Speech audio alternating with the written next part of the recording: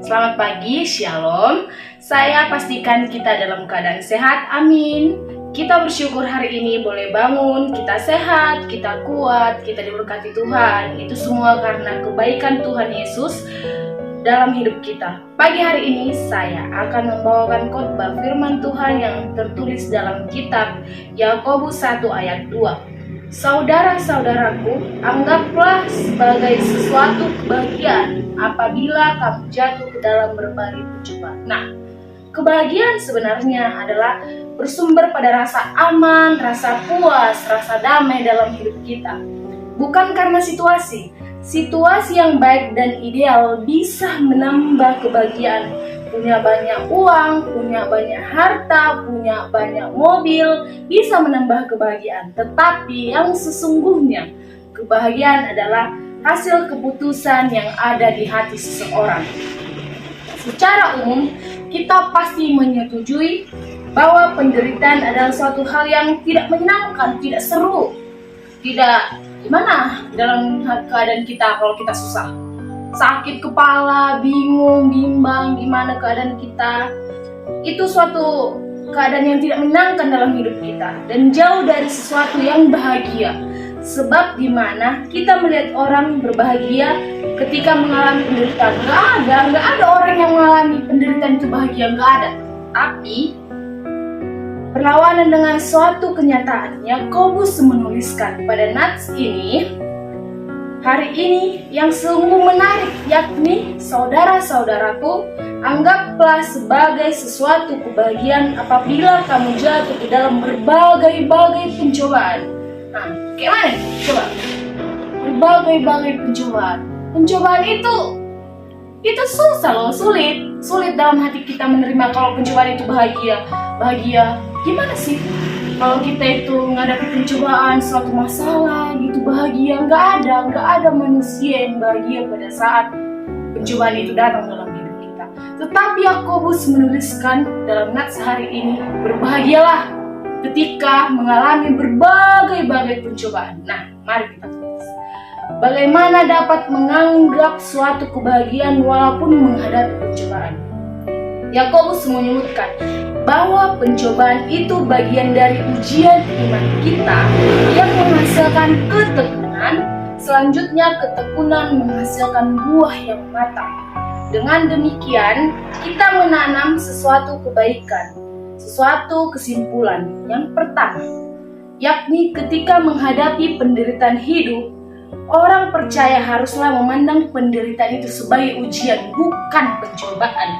Dan selanjutnya bersedia dengan ketekunan, dengan hati yang lembut, menjalani sebuah kenyataan itu dengan sukacita, dengan bahagia. Yang kedua, Rasul Paulus menyebutkan dengan detail tentang kondisi ini. Kita malah bermegah juga dalam kesengsaraan kita karena kita tahu bahwa kesengsaraan itu menimbulkan ketekunan dan ketekunan menimbulkan tahap uji dan tahap uji menimbulkan pengharapan. Tertulis dalam Roma 5 ayat 3-4. Maka kita mengambil kesimpulan yang ketiga, yakni mereka yang menjalani pencobaan dan penderitaan hidup dengan tekun atau lolos uji dan disebut sebagai pribadi yang tahan uji, sehingga selalu berpengharap bahwa apa yang terjadi dalam ini akan berakhir, yakni damai sejahtera yang indah pada waktunya. Nah, pencobaan mengingatkan kita pada hari ini bahwa berbagai pencobaan yang Allah izinkan terjadi di dalam hidup kita anggap sebuah kebahagiaan. Mengapa demikian? Karena versi Alkitab menganggap dan berbunyi begini, anggaplah sebagai suatu kebahagiaan mengenai kalimat hendaklah kalian merasa beruntung.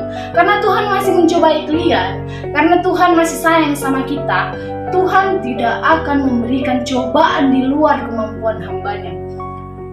Kita ini mengalami pencobaan karena kita sebagai hamba Tuhan yang terpilih.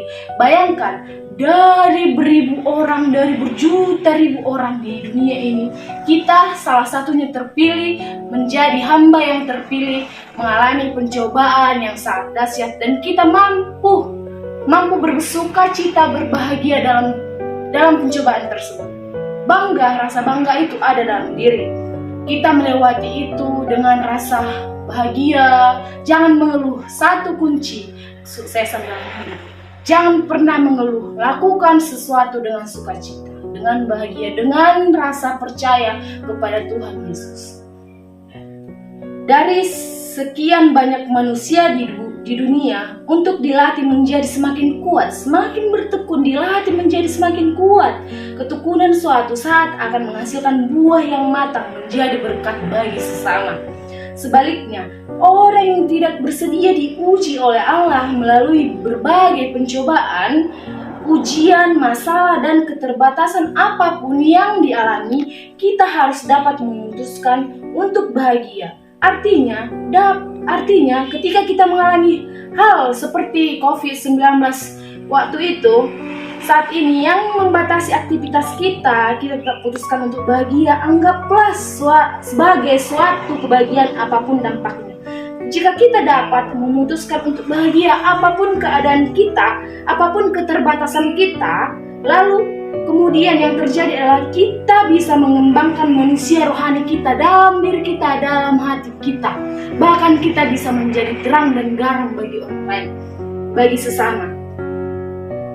Baiklah, sehingga muncul ketekunan, kearifan, dan karakter yang baik. Pada akhirnya kita ada buah yang baik yang dihasilkan dari kedewasaan rohani kita.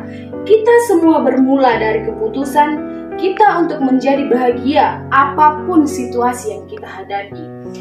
Jika tujuan pencobaan adalah untuk membuat kehidupan orang semakin percaya kepada Tuhan, seharusnya kita pun dapat menyikapi percobaan yang benar.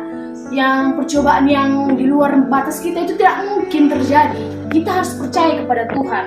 Karena kita diberikan pencobaan, memang kita sanggup, kita mampu, kita manusia terpilih menghadapi cobaan tersebut. Untuk mendapatkan semuanya itu yakin dan bermegah atau kebahagiaan dalam pencobaan dan sengsara hidup. Maka orang percaya dengan hikmat Tuhan itulah semua pribadi yang mengalami pencobaan tetap mampu menghadapinya dengan berbagai cara, tetap bahagia. Karena itu tetaplah berbahagia walaupun kondisi dan situasinya tidak nyaman dan tidak menyenangkan. Baiklah, itulah firman Tuhan. Selamat berkarya dalam Tuhan, selamat berkarya untuk Tuhan. Shalom.